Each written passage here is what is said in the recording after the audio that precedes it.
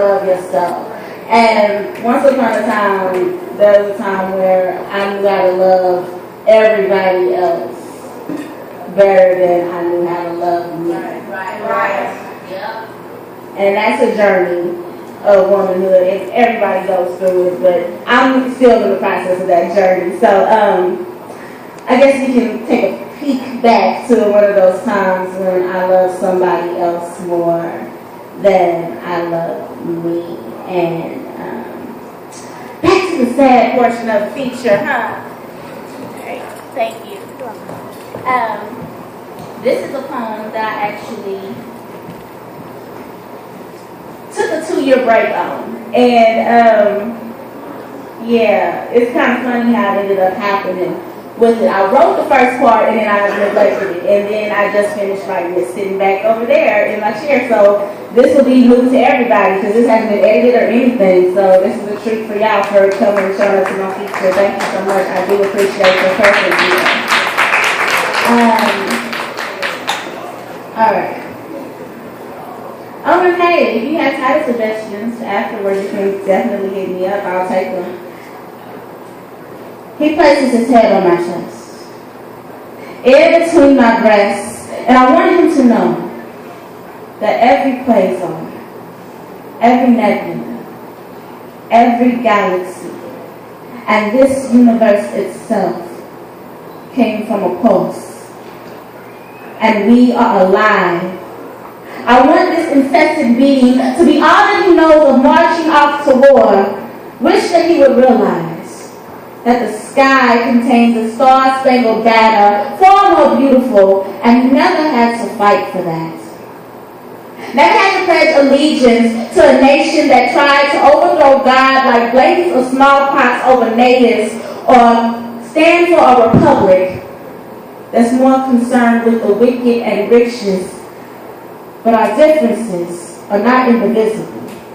Overseas, millions of men and women rise with their right hands over their hearts every morning that awakes. Do you know what it's like to know morning before you even awake, or when the 4 men of the apocalypse stop riding horses and start riding tanks?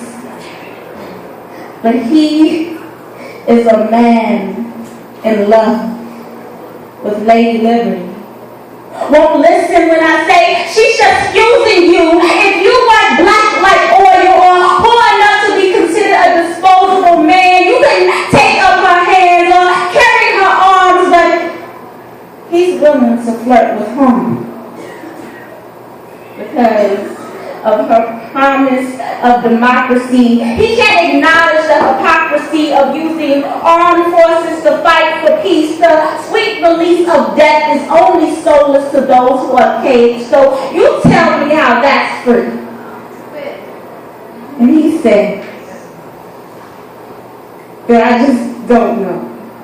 That there's no way that I could possibly understand. So I asked him, you explain it to me, because I know that children are supposed to be casualties, that the smell of gunpowder and decaying flesh are potpourri, and rockets that burst like bombs in mid-air are not a light show. I know that insurgent is just another word for brown people, impoverished enough to hope that their gods can hear praise over semi-automatic machine guns firing holes into sons and daughters, fathers and mothers, lovers just like us.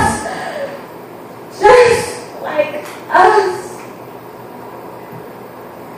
Lying in the chill of truths that could freeze desert sand with tempers that could melt that sand back to glass that would reflect what I know better than to suggest. This is what God's negligence sounds like. This is how it feels when a would-be widow stares into the windows of her sold-out soldiers' souls And instead of seeing a future worth fighting for, all that is there are flags flying at half-mast, and my heart skips a beat.